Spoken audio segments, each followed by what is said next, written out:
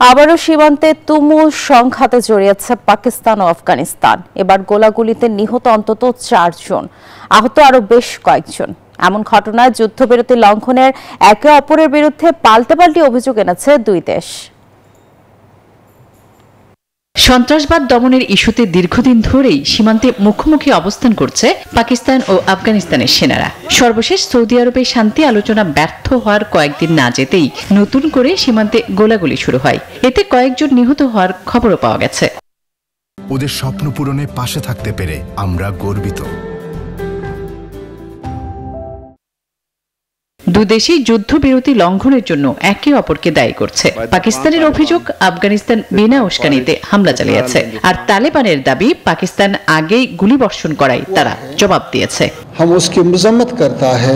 বিশেষজ্ঞরা বলছেন, বিক্ষিপ্ত সংঘর্ষ ও বারবার শান্তি আলোচনা ব্যর্থ হওয়ায় সীমান্ত পরিস্থিতি এমন অস্থিতিশীল হয়ে পড়েছে। বাড়ছে সম্ভাব্য সংঘাতের শঙ্কাও। পাকিস্তান ও আফগানিস্তানের মধ্যে সীমান্ত রয়েছে 2500 কিলোমিটার জুড়ে। সংঘাত বাড়ায় বিস্তৃত এই অঞ্চল জুড়ে উদ্বেগ উৎকণ্ঠা বাড়ছেই। অঞ্চলটির বাসিন্দারা পড়েছেন ব্যাপক বিপাকে। শুক্রবার রাতেও তুমুল গোলাগুলি থেকে প্রাণে বাঁচতে বাড়ি ঘর ছেড়ে পালিয়েছেন অনেক মানুষ। আসমা তুলি, নিউজ 24।